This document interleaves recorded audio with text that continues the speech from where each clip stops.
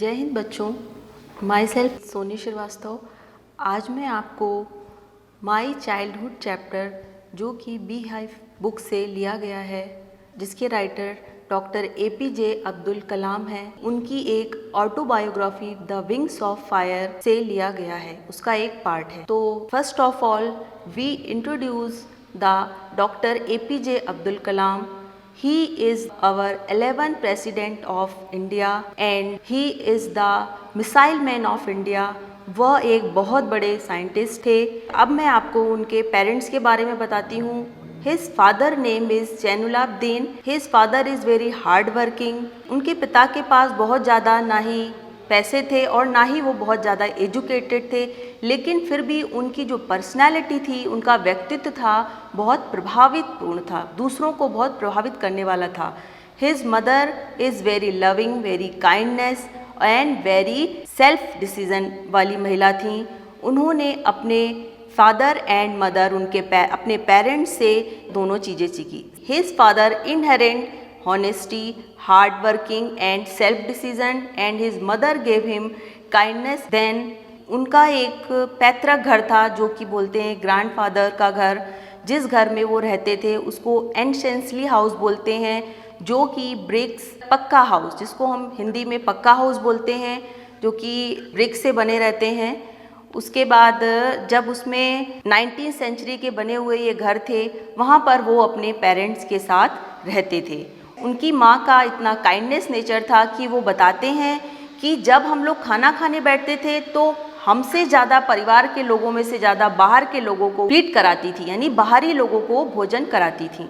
इससे लगता है कि उन्होंने उनको अपनी तरफ से क्या दिया कि इमोशनली एंड मैटरनली बहुत प्रभावित किया, उन्हें मजबूत किया, स्ट्रॉन्ग किया। किसे? डॉक्टर APJ अब्दुल कलाम को। जैसे कि उनके पिता जो बहुत हार्डशिप थे, लग्जरी चीज़ों की लतें नहीं लगाई, वो सिर्फ नेसेसिटी थिंग्स कौन कौन सी होती हैं? फूड, शेल्टर, क्लोथ्स, मेडिसिन, उसके अलावा और दूसरी चीज़ों को प्रोवाइड नहीं किया, क्योंकि वो जानते थे जो भी आरामदायक चीज़ें हैं वो हमारे लिए कहीं ना कहीं गलत हैं। वो ना ही खुद उन लग्जरी चीज़ों को यूज़ करते थे और ना ही बच्चों को यूज़ करने देते थे। तो वो बताते हैं कि इससे हमारे उसमें सेल्फ डिसिप्लिन की भावना जागृत हुई। नेक्स्ट, जब सेकेंड वर्ल्ड वॉर 1939 में हुआ था, तो वो बताते हैं कि मैं 8 वर्ष का था और उन 8 वर्षों में उन्होंने बताया, वहाँ पर जब सेकेंड वर्ल्ड वॉर हुआ तो साउथ कंट्री थी, तो वहाँ पर बहुत ज़्यादा इफ़ेक्ट नहीं हुआ, लेकिन कुछ समय बाद वहाँ पर हमें इफ़ेक्ट देखने को मिला। क्या इफ़ेक्ट देखने को मिला? क्योंकि वो 8 वर्ष के थे, उन्हें पता नहीं था कि अचानक से वहाँ पर टर्मिनाइन सीड्स माने होता है इमली के बीज की बहुत ज़्यादा नीड हो गई। नीड माने बहुत ज़रूरत हुई। फिर अब्दुल कलाम क्या करने लगे कि वो कहीं अपनी गली से उन टर्मिनाइन सीड्स को ले जा करके दूसरी जगह बेचते थे और उन्हें दिन भर में कितना मिलता था? 1 आना मिलता था। उन्होंने बताया कि उनके ब्रदर इन लॉ का नाम जलालुद्दीन ने, जो कि क्या करते थे, वो बताते थे सेकेंड वर्ल्ड वॉर में क्या हुआ, और जब न्यूज़पेपर में पढ़ते थे, जो कि उस समय प्रकाशित होता था और रामेश्वर में वो न्यूज़पेपर बेचे जाते थे, उस न्यूज़पेपर का नाम था दैनिक टाइम्स। उसमें वो जब न्यूज़ पढ़ते थे, जो कि उनके ब्रदर इन लॉ उनको पहले से बता चुके होते थे, तो वो बहुत खुश होते थे। कौन? अब्दुल कलाम, कि हमें तो ये पहले से ही पता है। उसी समय जब सेकेंड वर्ल्ड वॉर का इफ़ेक्ट क्या देखने को मिला कि जो ट्रेनें रामेश्वरम से आती थी, वो ट्रेनें अब वहाँ नहीं रुकती हैं, वो ट्रेनें सीधे चली जाती थी और उसमें ही न्यूज़पेपर का बंडल आता था। तो उस समय उनके जो ब्रदर थे, ब्रदर का नाम था शमसुद्दीन, वो ब्रदर क्या करते थे? न्यूज़पेपर को रामेश्वर में डिस्ट्रीब्यूट करते थे। तो उसके डिस्ट्रीब्यूशन के लिए उनको एक हेल्पिंग हैंड चाहिए था। वो helping hand doctor APJ Abdul Kalam बने। जब ट्रेन चलती है और उसमें से वो बंडल फेंके जाते थे न्यूज़पेपर के, तो वो दौड़ती गाड़ी से उन बंडल को पकड़ते थे, लेते थे और फिर वो डिस्ट्रीब्यूट करते थे। इसके बदले उनके कज़िन उनको मंथली इनकम देते थे। तो वो बताते हैं कि हमने कैसे आज 50 साल बाद भी मुझे याद है, मुझे वो मेरी पहली तनख्वाह, और मैं बहुत खुश हुआ था। इसके बाद वो बताते हैं कि हमने बचपन में मेरी दादी से सिर्फ एक प्रोफेट यानी कि जो मोहम्मद साहब थे, उनके ही बारे में नहीं, उन्होंने रामायण और सारी धार्मिक पुस्तकों से पढ़कर बड़े हुए। उन्हें कभी ये नहीं बताया गया कि वो, जैसे कि वो एक मुसलमान थे, लेकिन उनके परिवार में नहीं ऐसा बताया या उन्होंने ऐसा फील नहीं हुआ कि हम एक मोमडन हैं। उसके बाद वो बताते हैं कि हमारे 3 मित्र थे जिनके नाम रामानाथन शास्त्री, दूसरा अरविंदन और तीसरे शिव प्रकाशन। एक बार वो बता रहे थे अपनी तीनों फ्रेंडों के बारे में। रामानाथन जो थे उस समय लक्ष्मण शास्त्री उनके पिता का नाम था। लक्ष्मण शास्त्री कौन थे?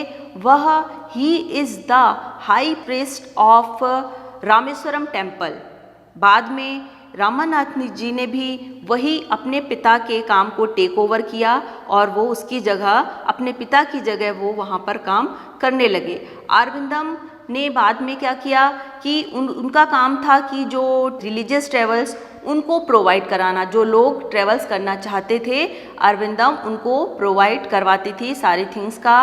और शिव प्रकाशन ने बाद में नॉर्दर्न रेलवे में कैटरिंग का काम करना शुरू कर दिया। जब उन्होंने अपने तीनों दोस्तों के बारे में बताया, उसके बाद वो बताने लगे कि हमारे परिवार का क्या काम था। उनके परिवार का काम था कि वो बोट्स प्रोवाइड करते थे उनकी फैमिली। किसके लिए? आइडल्स के लिए। वो मूर्तियों को एक स्थान से दूसरे स्थान पर ले जाने के लिए उनका परिवार बोट्स को प्रोवाइड कराता था। उनके परिवार में एक एनुअल सेरेमनी होती थी, उस सेरेमनी का नाम था सीताराम कल्याण सेरेमनी। उस सेरेमनी में उनके जो पेरेंट्स थे वो बोट्स प्रोवाइड कराते थे और आइडल्स को एक स्थान से दूसरे स्थान पर ले जाते थे। उसके बाद वो बताते हैं अपने जीवन के 2 इंसिडेंट्स जो उनके दोस्तों के साथ और उनके साथ हुआ। एक बार वो बता रहे थे कि वो उनमें से रामानाथ शास्त्री जो उनके फ्रेंड थे और अब्दुल कलाम क्लास में सबसे आगे वाली रो में बैठे हुए थे। तभी उसी समय एक नया टीचर उनकी क्लास में आता है। जैसा कि होता है कि जो एक मोमडन होते हैं उनके अक्सर बच्चे वो वाइट कलर की कैप सर पे लगाते हैं। और उसके बाद जो ब्राह्मण थे रामानाथन शास्त्री, उनके पास वो लोग अपने गले में एक स्पेशल थ्रेड जिसको हम जनेऊ बोलते हैं वो पहने रहते थे। अब जब टीचर आए उन्होंने देखा कि ये कैसे कि एक बिल्कुल एक मतलब हिंदू और एक मुसलमान। उन्होंने सोचा ये क्या, तो फिर उन्होंने कलाम को, अब्दुल को खड़ा किया और कहा कि तुम खड़े हो जाओ और जैसा कि सोशल डिफरेंसेस के हिसाब से चलता है तुम जाकर पीछे बैठ जाओ। ये बात रामानाथन को और अब्दुल कलाम को बिल्कुल अच्छी नहीं लगी। वो बहुत दुखी हुए और दुखी मन से जाकर पीछे बैठ गए। तो अब्दुल कलाम बताते हैं कि जब मैं पीछे बैठ रहा था तो मैंने देखा कि हमारी दोस्त रामानाथन की आंखों में आंसू थे। वे दोनों अपने घर जाते हैं, दोनों अपने पेरेंट्स को ये बात जाकर घर पे बताते हैं। उनके पेरेंट्स में लक्ष्मण शास्त्री जो कि टेम्पल के हाई प्रीस्ट थे, उन्होंने बताया कि जा कर के उन्हीं बच्चों के सामने टीचर से बोला कि जो बच्चे बाहर से यहाँ स्कूल पढ़ने आते हैं तुम उनको कैसे सोशल डिफरेंसेस और रिलीजियस डिफरेंसेस के बारे में क्यों बताते हो। यदि तुम ऐसा करोगे तो तुम इस कैंपस से निकल जाओ, यहाँ से चले जाओ, या तो इन बच्चों से माफ़ी मांगो। टीचर ने जब ये सुना तो वो बहुत अपने आप में गिल्टी फील हुआ और उन्होंने अपने आप को थोड़ा सुधारा। On the whole, small society of Rameswaram was very rigid in terms of the segregation of different social groups. वो बता रहे हैं कि रामेश्वरम एक छोटी जगह है, वहाँ पर जो स्मॉल सोसाइटी है और वहाँ पर मतलब दिखता है सोशल ग्रुप कि ये हिंदू हैं और ये मुसलमान हैं। तो बताते हैं कि हमारे एक साइंस टीचर थे जिनका नाम था शिवा सुब्रमण्यम अय्यर। वो भी एक ऑर्थोडॉक्स ब्राह्मण फैमिली के थे और उनकी वाइफ जो थी बहुत कंजर्वेटिव थी। कंजर्वेटिव मीन्स होता है बहुत छोटी सोच की। अब्दुल कलाम से बातें करते थे शिवाश्रम अय्यर, तो वो उनको आगे प्रोत्साहित करते थे कि तुम आगे जैसे तुम उसी प्रकार से डेवलप करो जैसे कि with the high educated people of the big city. जिस तरीके से बड़े शहरों में बहुत शिक्षित लोग, एजुकेटेड लोग आगे बढ़ते हैं, उसी तरीके से तुम भी अपनी प्रोग्रेस करो। एक दिन उन्होंने invited to his home for a meal, एक दिन उन्होंने अपने घर पर लंच के लिए बुलाया। हिज वाइफ वॉज, उनकी पत्नी ने जब उन्हें पता चला कि एक मुसलमान है तो his wife was horrified at the idea of Muslim boy. वो बहुत डरी और उन्होंने मतलब अंदर से मन में आया, क्योंकि वो बहुत रिचुअली प्योर किचन था, तो वो चाहती नहीं थी कि कोई हमारे यहाँ आए। She refuse to serve me in her kitchen. तो वो बता रहे हैं कि उन्होंने मुझे खाना सर्व करने से मना कर दिया। शिवा सुब्रमण्यम अय्यर वॉज नॉट परचून। उन्होंने इसकी जगह कोई रिएक्ट नहीं किया और ना ही वह अपनी वाइफ पर गुस्सा हुए। इसकी जगह उन्होंने क्या किया, अपने हाथों से स्वयं मुझे और अपने लिए खाना परसा और हम लोगों ने साथ में बैठ के खाना खाया। His wife watched us from behind the kitchen door. उनकी पत्नी जो थी वो हमें किचन के डोर से देख रही थी। आई वंडर, मुझे बड़ा आश्चर्य हुआ कि वो मुझ में क्या देख रही है। क्या वह मुझ में डिफरेंस देख रही है कि मैं कैसे चावल खाता हूँ, कैसे पानी पीता हूँ, and after clean the floor after the meal, और उसके बाद कैसे खाना खाने के बाद मैं उस फ्लोर को साफ करता हूँ। When I was living his house, जब मैं उसको घर छोड़ने लगा, Shiva Subramaniam Iyer invited me to join him for dinner again. उन्होंने मुझे दोबारा डिनर पर अटेंड करने के लिए बुलाया नेक्स्ट वीकेंड। ऑब्जर्व माई हेसिटेशन, पर उन्होंने मेरी हेसिटेशन माने होता है कि हिचकिचाहट, उन्होंने मेरी हिचकिचाहट को ऑब्जर्व किया और उन्होंने बोला कि नॉट टू गेट अपसेट, बिल्कुल अपसेट मत हो। Once you decide to change the system, जब तुम आगे सिस्टम को चेंज करोगे तुम्हें ऐसी बहुत सी प्रॉब्लम को सामना करना पड़ेगा। When I visited his house the next week, जब मैं दोबारा उनके घर नेक्स्ट वीक गया तो शिवा सुब्रमण्यम अय्यर की वाइफ ने मुझे किचन में ले गई और उन्होंने मुझे अपने हाथों से खाना परोसा and serve me food with her own hands. Then the second world war over and India freedom was immediate.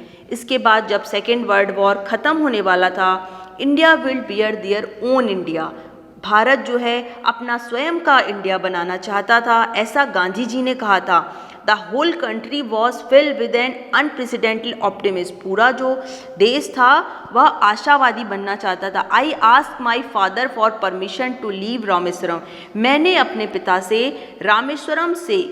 Rameswaram का जो हेडक्वार्टर रामानाथपुरम जाने की परमिशन ली। किसके लिए?